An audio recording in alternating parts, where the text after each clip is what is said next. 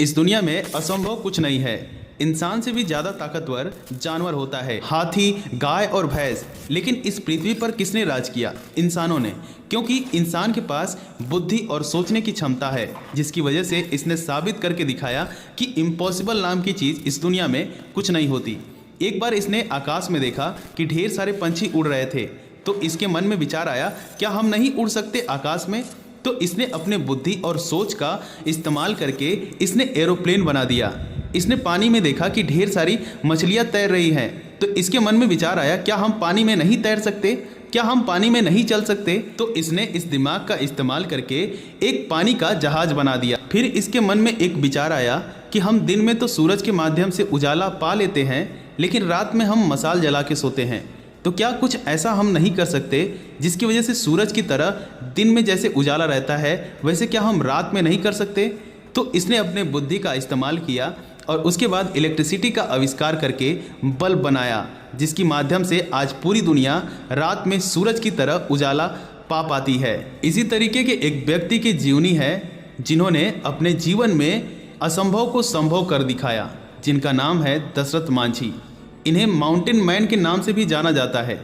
आखिर में इन्हें माउंटेन मैन क्यों कहा जाता है? इन पे ढेर सारी फिल्में बनाई गई।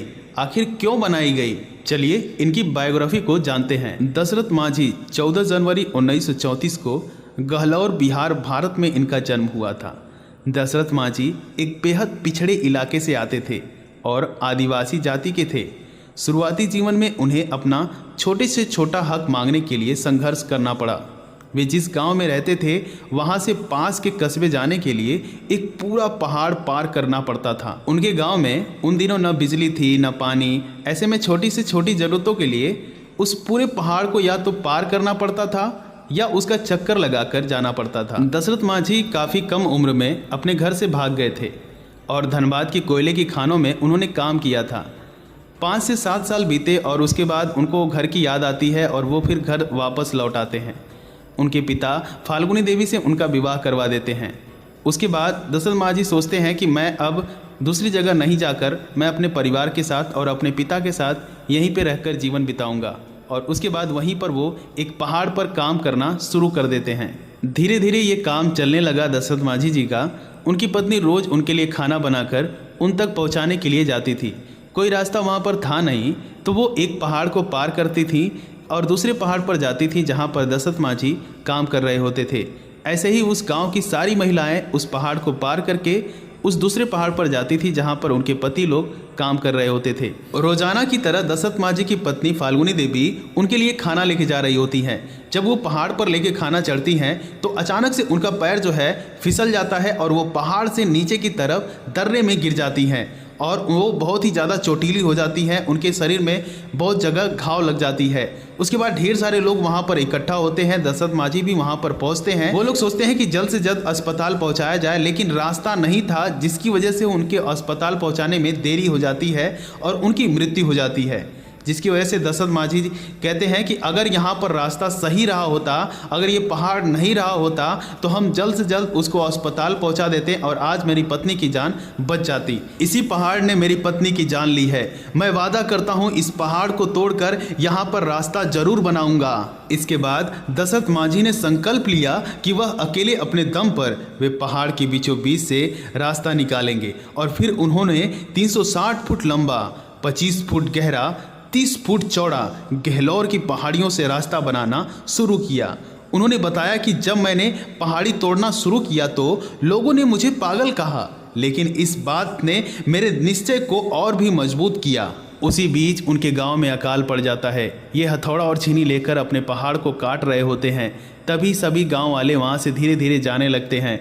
तभी इनके पिता कहते हैं कि अरे चल यहाँ से, यहाँ पर अकाल पड़ चुका है, यहाँ पर खाने के लिए कुछ भी नहीं है, न तो तेरे लिए, न तो बच्चों के लिए, न तो मेरे लिए।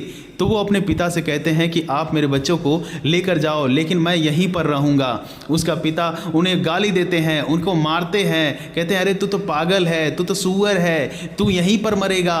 बहुत सारी गलत गलत गालियाँ देते हैं, लेकिन वो वहाँ पर दृढ़ निश्चय करके रहते हैं कि मैं इसे जब तक तोड़ूंगा नहीं तब तक छोड़ूंगा नहीं। मांझी अपने काम में लगे रहे। उन्होंने अपने काम को 22 वर्षों तक 1960 से लेकर 1982 तक इन्होंने काट कर उस पहाड़ को एक सड़क बना दी। इस सड़क ने गया के अतरी और वजरीगंज सेक्टर्स की दूरी को 55 किलोमीटर से कम करके 15 किलोमीटर कर दिया। मांझी के प्रयास का मजाक उड़ाया गया, पर उनके इस प्रयास ने गहलौर के लोगों के जीवन को सरल बना दिया। हालांकि उन्होंने एक सुरक्षित पहाड़ को काटा जो भारतीय वन्य जीव सुरक्षा अधिनियम अनुसार दंडनीय है, फिर भी उनका ये प्रयास सराहनीय है।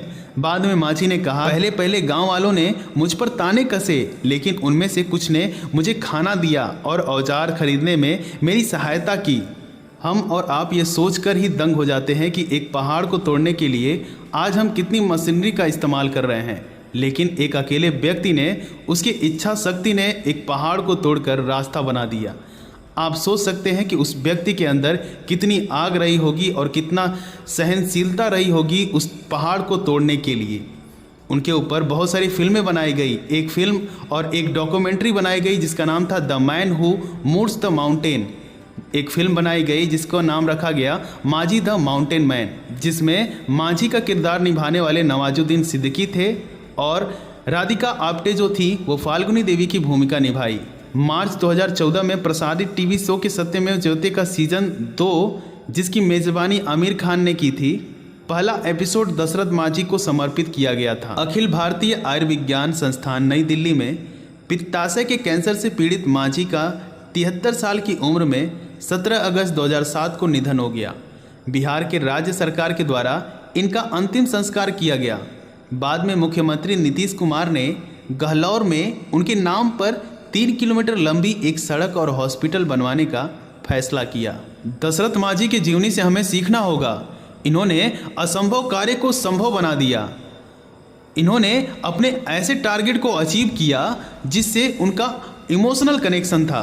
जैसे आप किसी पार्टी में जाते हैं और आपसे कोई कहता है कि आपका जूता खराब दिख रहा है या आपकी सैंडल खराब दिख रही है, तो आपको बहुत दिल में तकलीफ होती है, आपको वो बात चुभ जाती है। उसके बाद कुछ समय बीतता है, आप धीरे धीरे पैसे इकट्ठा करना शुरू कर देते हैं, कुछ काम करके, कभी मम्मी से मांग लिया, कभी पापा से, कभी भैया से। तो धीरे धीरे करके जब पैसा इकट्ठा हो जाता है तो आप एक जूता खरीदते हैं या एक सैंडल खरीदती हैं। उसके बाद आप उसे पहनते हैं। आपने इस छोटे टारगेट को इसलिए अचीव किया क्योंकि वो आपका इमोशनल कनेक्शन था। इस जीवनी में दशरथ मांझी का जो इमोशनल कनेक्शन था वो उनकी पत्नी थी। वो अपने पत्नी से बहुत प्रेम करते थे और उस पहाड़ की वजह से उनकी पत्नी का निधन हो गया था, जिसकी वजह से उन्होंने ये ठान लिया था कि मैं इस पहाड़ को तोड़ लूँगा। तो उनका इमोशनल कनेक्शन था उनकी पत्नी से, इस वजह से वो उतना बड़ा पहाड़ को तोड़ पाए। आप जो भी टारगेट अचीव करना चाहते हैं, चाहे आप डॉक्टर बनना चाहते हैं, आईएएस बनना चाहते हैं, वकील बनना चाहते हैं, जज बनना चाहते हैं, नेता बनना चाहते हैं, चाहे आप जिस प्रोफेशन में जाना चाहते हैं, जो आपका टारगेट है, आपको सबसे पहले डिसाइड करना होगा कि उससे इमोशनल कनेक्शन क्या है। आप जिस स्थिति में रह रहे हैं आज, वो स्थिति आने वाली पीढ़ी ना देखे, ये आपका इमोशनल कनेक्शन होना चाहिए। आपके माता पिता का जो जीवन था वो बड़ी बुरी स्थिति में बीता, आप उसे बेहतर बनाना चाहते हैं, ये आपका इमोशनल कनेक्शन होना चाहिए।